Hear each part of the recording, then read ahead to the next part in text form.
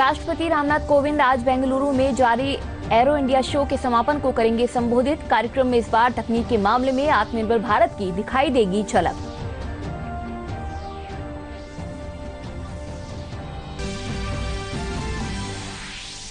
मुंबई में reserve bank के governor Shaktikanta Das ने मौद्रिक नीति की घोषणा। ब्याज दरों में नहीं किया कोई बदलाव। वित्तीय वर्ष 2021-22 में जीडीपी 10.5% रहने का अनुमान।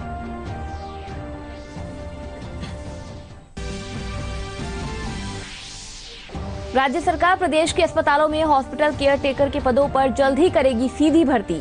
मुख्यमंत्री ने पद की शैक्षणिक योग्यता में संशोधन के लिए मंत्रिमंडलीय ज्ञापन के प्रारूप का किया अनुमोदन।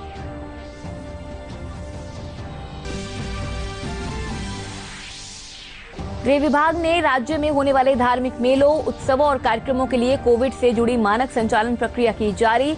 यात्रियों को अपने साथ रखनी होगी कोविड नेगेटिव रिपोर्ट।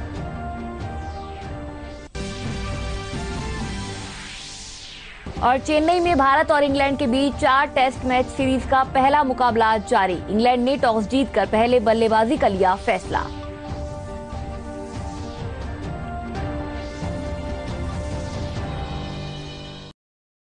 राष्ट्रीय कृषि बाजार ई नाम पोर्टल कृषि उत्पादन के लिए वन नेशन वन मार्केट के सपने को साकार करने में मदद कर रहा है।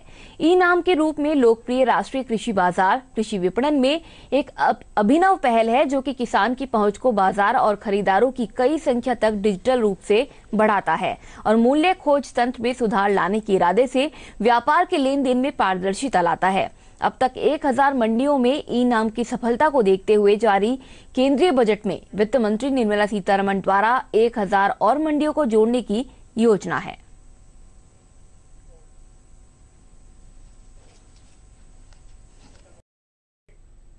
राज्य सरकार प्रदेश के अस्पतालों में हॉस्पिटल केयर टेकर के पदों पर शीघ्र योग्य और दक्ष अभ्यर्थियों की सीधी भर्ती करेगी।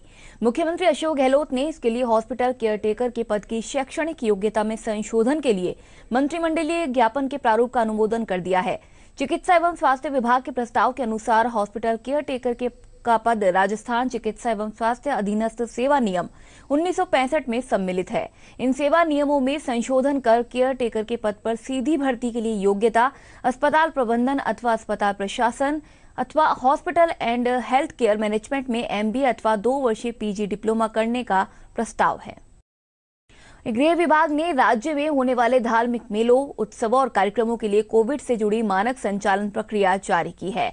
विभाग के प्रमुख शासन सचिव अभय कुमार ने बताया कि ऐसे कार्यक्रमों में भाग लेने वाले तीर्थ यात्रियों को अपने राज्य में मौजूद सामुदायिक स्वास्थ्य केंद्र, जिला अस्पताल और मेडिकल कॉलेज से कोविड नेगेटिव रिपोर्ट, जो कि 72 घंटे से पुरानी न हो, अपने साथ रखनी होगी। इस दस्तावेज के बिना मेले, उत्सवों और कार्यक्रमों में प्रवेश नहीं दिया जाएगा। SOP में बताया गया है कि हाई रिस्क व्यक्तियों को धार्मिक मेले, उत्सवों और कार्यक्रमों में नहीं जाना चाहिए। वहीं प्रदेश में किसी मेले के लिए जाने से पहले श्रद्धालुओं को संबंधित जिला प्रशासन से रजिस्ट्रेशन करवाना होगा और कोविड गाइडलाइन की पालना करनी होगी। जोधपुर हाई कोर्ट ने अंतर्राष्ट्रीय सीमा के निकट अवैध खनन को गंभीरता से लेते हुए केंद्र और राज्य सरकार को 19 फरवरी तक जवाब देने को कहा है। मुख्य न्यायाधीश इंद्रजीत महांती और न्यायाधीश दिनेश मेहता की खंडपीठ में याचिकाकर्ता सीमा जन कल्याण समिति की ओर से अधिवक्ता सज्जन सिंह राठौर ने कहा कि भारत पाक अंतर्राष्ट्रीय सीमा के निकट अवैध खनन बढ़ गया है। महत्वपूर्ण मुद्दे दो मुद्दे उठाए गए हैं। पहला मुद्दा था कि जो अंतर्राष्ट्रीय सीमा के जो जिले हैं, उन जिलों पर जो बॉर्डर इंटेलिजेंस की जो CID पुलिस, राजस्थान पुलिस की CID की जो चौकियां थी, उनमें से कुछ चौकियां जो है वो बंद कर दी गई थी। एक तो उस विषय पे ये जनहित याचिका दायर की गई थी, और जो दूसरा विषय, जो ज़्यादा महत्वपूर्ण विषय था, वो यह था कि अंतर्राष्ट्रीय सीमा पर लगे हुए जिले, मुख्यतः बीकानेर जिले में जो जिप्सम का जो खनन हो रहा है, अवैध खनन जो हो रहा है, वह इतना ज़्यादा बढ़ गया है कि वह धीरे धीरे बॉर्डर की तरफ पहुँच गया है। जो इलीगल माइनिंग से इतने ज़्यादा बड़े बड़े खड्डे हो गए, जो 40 से कम 50 से 60 फीट हो गए, जिसकी वजह से भविष्य में कभी भी आपातकालीन स्थिति में आर्मी का फॉरवर्ड मूवमेंट भी नहीं पॉसिबल नहीं है। उसके साथ साथ ये भी पॉसिबल नहीं है कि जो रेगुलर पेट्रोलिंग हो वो भी प्रॉपरली कर पाए। माननीय कोर्ट ने इनको, सरकार को इसके अंदर जल्द से जल्द जवाब पेश करने के लिए बोला और 19 तारीख को तारीख मुकर्रर की। अयोध्या में राम मंदिर के लिए भरतपुर के रुद्रावल स्थित बंशी पहाड़पुर से पत्थर काफी समय से जा रहा है, लेकिन अवैध खनन होने के चलते इस पत्थर के खनन पर प्रशासन ने रोक लगा दी, जिससे पत्थर निर्माण के लिए यहां से पत्थर नहीं जा पा रहा। लेकिन अब सरकार इस कोशिश में जुटी है कि पहाड़ पर अनुमति देकर लीज शुरू की जाए और इसके लिए राज्य वाइल्ड लाइफ बोर्ड ने प्रस्ताव भी पास कर दिया है।